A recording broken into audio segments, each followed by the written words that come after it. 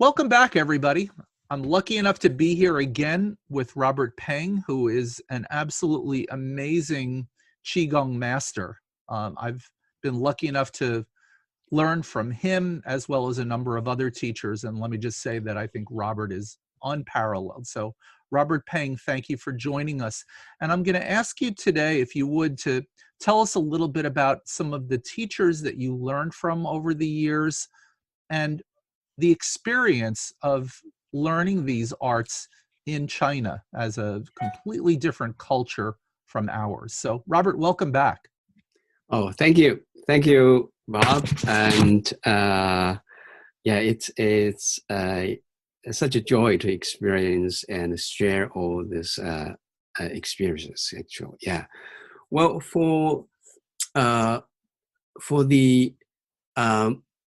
how to say, the influence of my teachers that to help me to, yeah, how to live in a peaceful way in China as well as in America, or Western world, because I lived in Australia for 7 years. What I find is that although the political system are totally different in China, it was still under the government of Communist Party, and here in Western world, yeah, it's more democratic. But I find no matter what kind of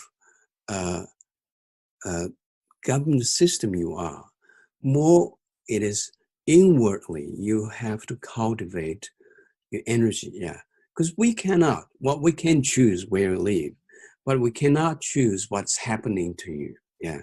So in Chinese, we say 以不变应万变. You need to have something rooted inside of you to face the millions of the changes in the world. Yeah, because the changes in the world is beyond our ability. You cannot stop them from the change. Look at all this like things happening. Yeah, billions of things happen in 1 second. Yeah, but what is the thing that is rooted in ourselves that make us capable at dealing with things that is always changeable? And from my master Xiao Yao, including many other masters, especially a lot of Taoist masters, yeah, they say you should 炼精化气, 炼气化神, 炼神还虚. This is too Chinese, right? Let me paraphrase this. That to make it simple is to cultivate your wisdom, energy, love energy, and vitality energy. Yeah, to make these three energies fusing together like a formula's fire. Fire, you can see the fire flame, but fire here means that kind of energy, but it's formless. When it's formless, they are suitable to everything. We have a lot of energies inside of us, yeah, and some of the energy are concentrated in our head, and that energy is working to help us to have a good guidance. Like some people are developed with clairvoyant ability, yeah. Some are very intelligent, some have very good memory. These all have connections with the wisdom center, yeah. Then another energy center is in the center of your chest. That stores the energy of loving, yeah, loving, the feeling of love, and also the loving chi that can give love. Interesting enough is that a lot of people, they think, oh, I have loving chi I can give, but meanwhile they complain that they don't receive enough loving chi. In terms of energy cultivation, it's still not complete. They need more work, because the loving and feeling love, it is like the double size of one coin. It happens the same time. Yeah.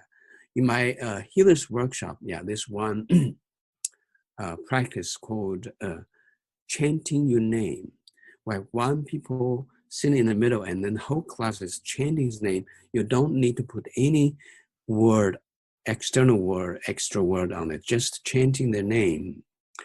But when you're chanting, you sending from a voice of loving and blessing to this person.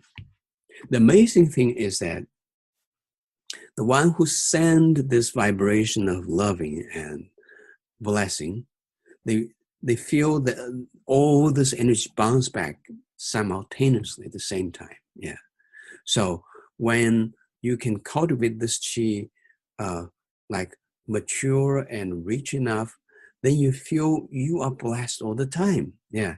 You can make home anywhere, but when the energy here is weak and not so strong, you feel miserable. You feel lonely. You feel depressed. You feel anywhere you go, people are either very judging on you or you find difficulties. It is not them. It is us, ourselves. You need to nourish them. Then anywhere you go, you feel home, right? So that's another energy center. And the extension of the energy middle dantian, or say this loving center, are our arms and fingers. We know that our hands are very sensible to the feelings.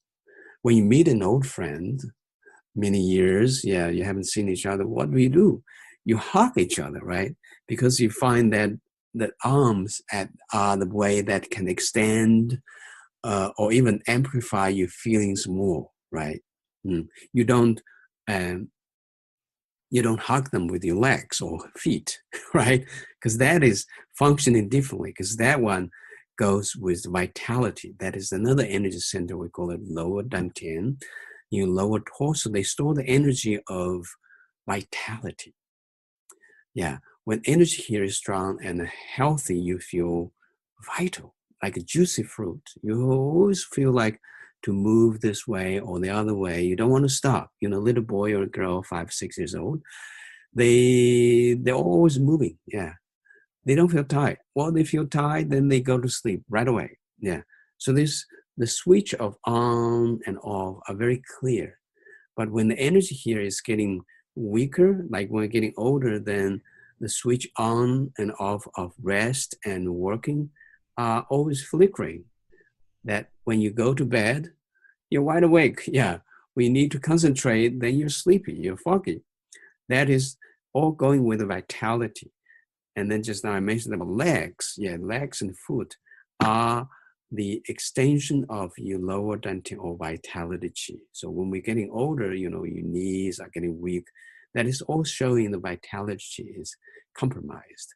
So practicing qigong, we're making all these 3 dantians stronger. Yeah, but not only stronger. Meanwhile, we want to make them like harmonized. Because the sad thing is that when one of them is very developed, but the others is weak, they cannot harmonize together, then you suffer. Say, for example, if you have someone who is very developed with the upper dantian, meaning you're very smart, right? You are, if you make business, do business, you make big successful, you make big money. But if the middle dantian in the chest, they're very closed and underdeveloped, then you're going to feel you are, no matter how successful you are, you're depressed. You know, I have a lot of this kind of clients. They're so successful. They have big names. They're celebrities, but they come to me crying. They feel depressed. Some of them don't even feel the meaning of life. Yeah. And a second person on the side will be confused to say, well, you have everything. Why you're not happy, right? But everything but a good heart, because that energy of the heart, when they're clustered, you don't acknowledge yourself thoroughly. Well, the sad thing is that if someone is only, you know, like developed with the loving chi, but upper dantian, the wisdom chi is weak, it's also something missing big. Yeah. It is like you are lovely, you are compassionate, but mindless. Yeah. If you have this kind of neighbor, that neighbor can be a very annoying neighbor, although they're very loving. Yeah, they may knock at your door at midnight, waking you up from deep sleep and telling you very excitedly how to cope with your insomnia, right? They got the wrong time because they are not guided. Yeah. And in my book, The Master Key, I analyzed 6 typical types of this construct, the structure. There's always something missing, then you still suffer in your life. You're either missing the power of vitality, then although you are very wise, but you cannot make a step to make things happen, like armchair professor. Yeah. So all these kind of structures, they are short of something. And then my masters, they are always talking about that. They say there's one simple thing you can help to straighten them out is the central meridian. Central meridian is an energy channel that travels from your top head to your perineum. And of course, they are all crossing 3 dantians. And it goes further. It's going further down to deep into the earth. Then you're resourced with the motherly earth energy, which is grounding. It also shoot out from your head and connect the heaven chi to connect with the stars, the moons, and suns to give you expansive, inspiring chi. Yeah. So the central meridian is an energy channel that can synchronize, can harmonize all your 3 dantians. Then they're working as a team. Yeah. It's like all these 3 energy centers are like 3 horses. You need to have a harness to make them to run in one direction. If they're running on with different direction, you suffer, right? Yeah. So central meridian is the key that make us harmonized. Yeah. My master, even he's saying so highly about central meridian. He said, central meridian is the one to make you blessed by the universal chi. Anytime you bring awareness to your central meridian, you become the center of the universe. Yeah, you become the center of the universe because all our world, the whole world, is made of our vision. Our awareness is creating our own world. Everybody's awareness is like its own universe, then merging together to make this big universe. So every time bring your awareness to your central meridian, you begin to centralize your energy and you get blessed from the universe. Yeah. So if you ask me what is something that the audience can bring home to do or to keep on going, bring awareness to your central meridian. It is the central channel that connects with your top head and your perineum, crossing all your wisdom, love, and vitality, and expand out into the heaven, into the earth. So central meridian, it's not just a simple line.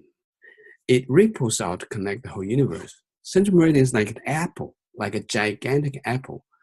And the central core is in our body crossing 3 dantians. Then energy ripples out to make us connected with universal energy.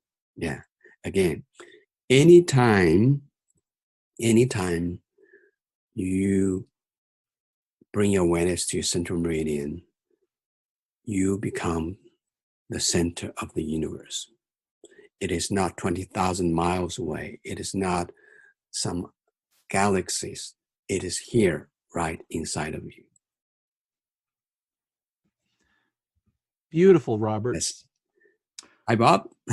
So in our next session, we're going to talk a little bit more about the actual practice of Qigong. I just have one remaining question, and that is, can you just briefly tell us a little bit about what Taoism is? In China, well, first Qigong, it first the Qigong, there's no religion, practice in Qigong. But you may notice that some they call it Taoist Qigong or Buddhist Qigong or medical Qigong or Confucius Qigong. Yeah. So Qigong actually is the essence of all different religions. They have the practice. Yeah. And all the religions, no matter which one, but in the end, they always have some practice to cultivate the energy, like I mentioned about the three dantians. They name it differently, yeah. Like in India, they may call chi prana, right? So they name it differently, but the essential core is about energy, yeah. It's about cultivating your wisdom, your vitality, and your love, yeah. Just like I said about three central meridians. So the central meridian is the one that hold them together. Yeah. So in China, we have like 5,000 schools of Qigong. Yeah. And some of them using Qigong to make their martial art stronger. Yeah, like in Shaolin Temple. There are two schools of the Buddhist monk. Yeah, one school is Zen Buddhism. Yeah, Zen Buddhism. Another school is the martial monk. Yeah, this martial monk. So they are using this practices to empower their martial skills. Yeah. Then we have medical qigong. Yeah, the medical qigong is through cultivations, and we can conduct our energies from certain meridians. Then you can transform the qi to outside. Then you can do the healing to the others. And also, of course, through qigong practice, we can empower our different organs and the meridians, like heart, liver, yeah, spleen, and stomach. All this through some certain movement, mudra, chanting, meditation, all these things, including heating yourself, that paida. So that's medical qigong. Yeah, medical qigong. Then we have Taoist qigong. Taoist qigong, we talk about jing qi shen. Yeah, like essence of vitality and qi and your spirit. In Buddhism, they talk about compassion. So they're talking it differently, but they're aiming at one thing, that is to enjoy yourself with the harmony of wisdom, love, and vitality. So if you want me to summarize this, that is same thing. Yeah. So that's why when they say we practice qigong, you don't have to be religion. Yeah. When we say Taoist qigong, Buddhist qigong, it's not in terms of religion. It's just like for them, their special ways of cultivating the qi. Yeah. And although we distinguish Buddhist qigong, Taoist qigong, in China, interesting enough is that the Buddhist qigong and Taoist qigong, they fuse a lot. Like my master, he is a Buddhist monk. Master Xiao, he's a Buddhist monk. Yeah, his monastery is resembling very Buddhism, but his name actually is very Taoist. Xiao Yao is very Taoist name. Yeah. And then in Buddhism, they don't talk about Dantian, but what he taught me a lot is talking about Dantian. Yeah. So in China, this culture, they mix and fuse a lot. So that's what is happening in China. Beautiful. Thank you, Robert. So I hope everyone will tune in again next time, where we're going to hear a lot more about Qigong practice, about what does it entail? How do you do Qigong practice? And we're so fortunate to have Robert Phang with us. So thank you, Robert. We'll see you again in our next episode. Thank you, Bob. Thank you for the interview. This has been Cultures of Health and Healing with Robert Vetter. Thanks for listening. Please remember to subscribe and rate this show and share it with others. Until next time, remember, your health and healing matter, and you can find your own unique path to optimum wellness.